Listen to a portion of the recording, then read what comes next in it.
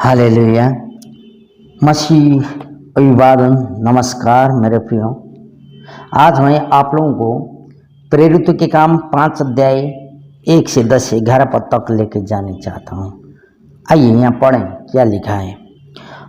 प्रेरितों का काम 5 अध्याय 1 से 10।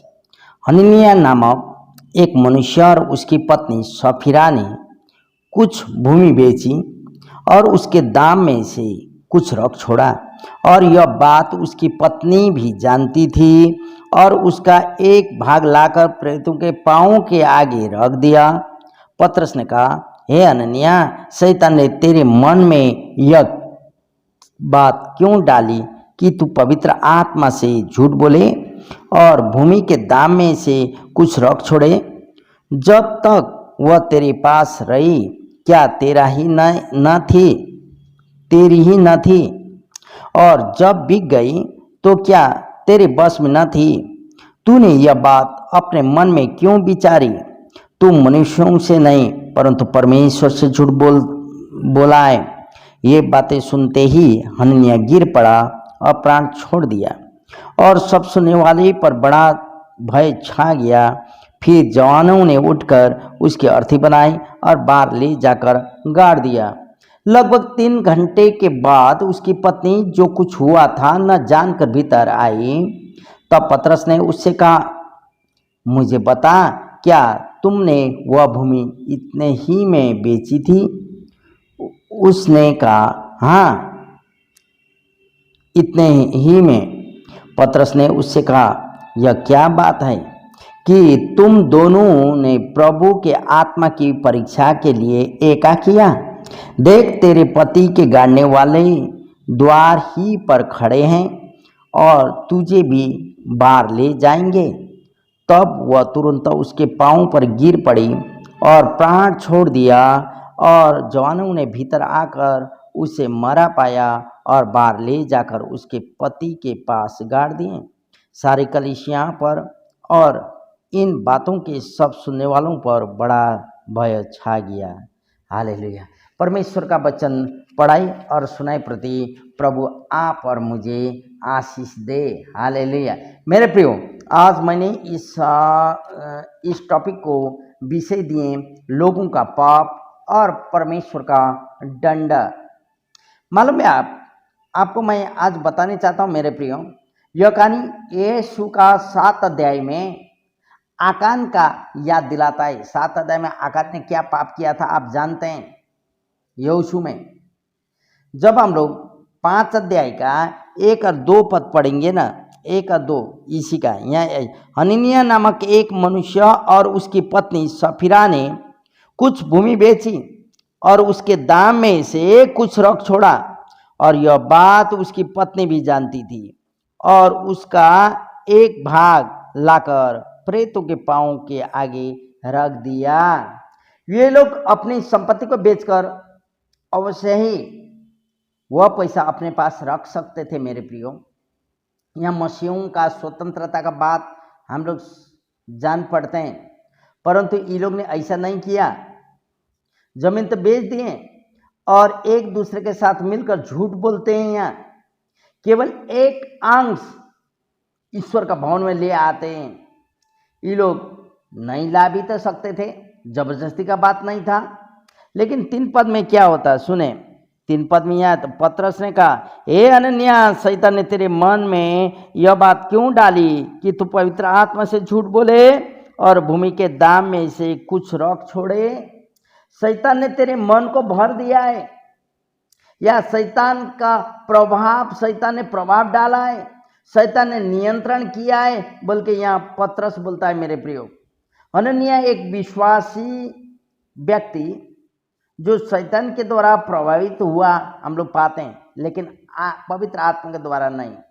मेरे प्रियो, कई बार आप और हम भी परमेश्वर का पास या पवित्र आत्मा पास कोई सर सलाह लेने के बदले हम लोग अपनी मर्जी से ले लेते हैं। यहाँ हनन्याह के जीवन में वही हुआ घटना हम लोग पाते हैं। आज मेरा सवाल आपके पास है, क्या आप पवित्र आत्मा के अनुसार चलते हैं? 4 पद देखें तो क्या बोलता, जब तक वह तेरे पास रही क्या तेरी न थी, और जब बिक गई तो क्या तेरे बस में न थी। तूने यह बात अपने मन में क्यों विचारी। तू मनुष्यों से तो नहीं परंतु परमेश्वर से झूठ बोलता है। हालेलुया।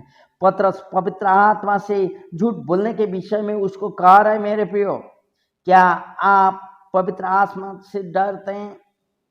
यहाँ पर एक मसीह का स्वतंत्र जीवन के बारे में हम लोग जानते हैं, हम पहले बता चुके हैं। वो स्वतंत्र था, पैसा ला भी सकता था, न ला भी सकता था, उसके ऊपर में था। जानते हैं, गिनती का पुस्तक यदि आप पढ़ेंगे 15 अध्याय गिनती 32 से 36 तक, गिनती की पुस्तक 15 अध्याय, आइए हम पढ़ के सुनाएंगे, हम लोग को थोड़ा वहाँ याद होता है।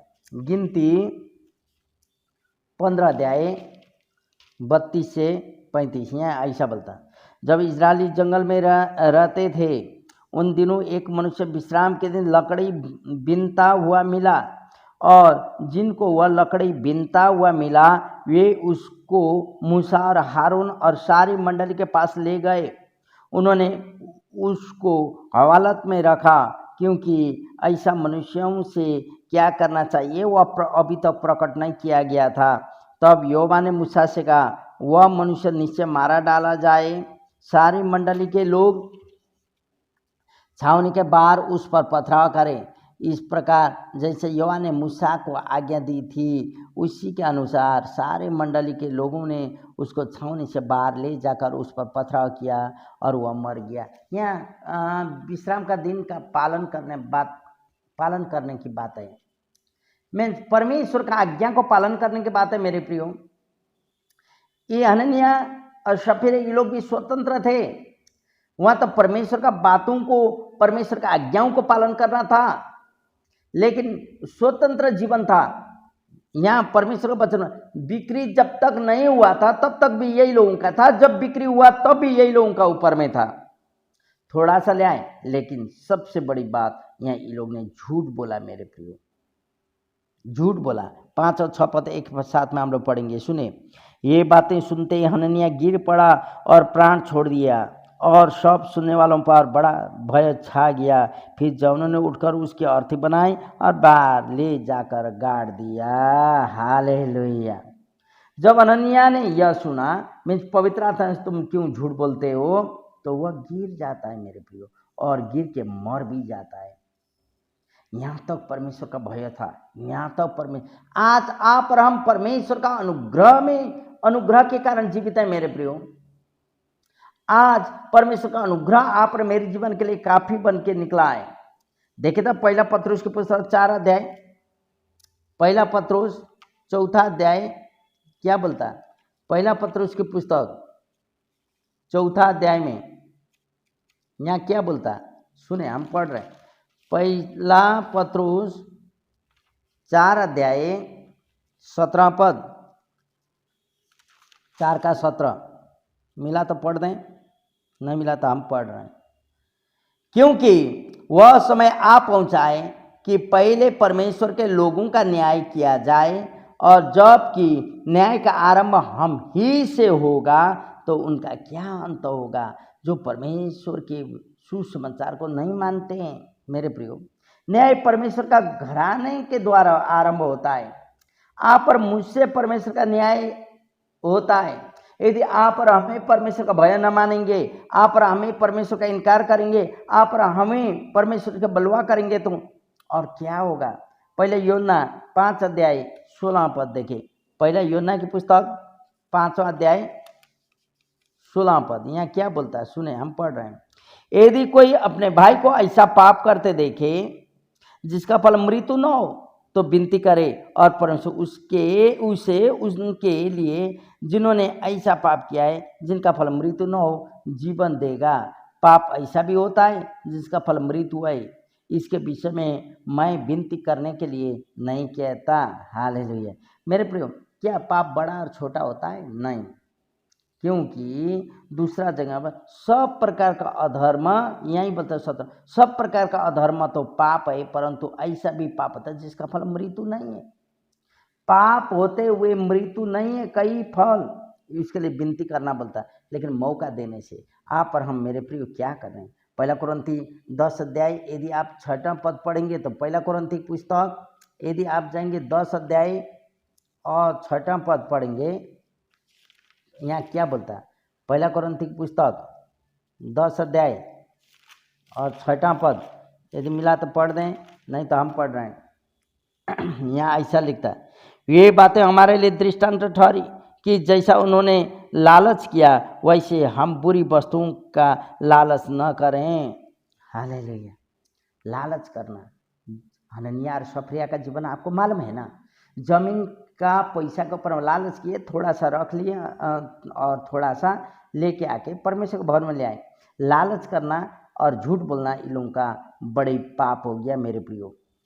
नहीं तो फिर आप और हम प्रेरितों के काम यही 5 अध्याय का 7 से 10 तक यदि आप पढ़ेंगे तब तो वहाँ ऐसा पाएंगे। सुने, लगभग 3 घंटे के बाद उसकी पत्नी जो कुछ हुआ था न जानकर भीतर आई।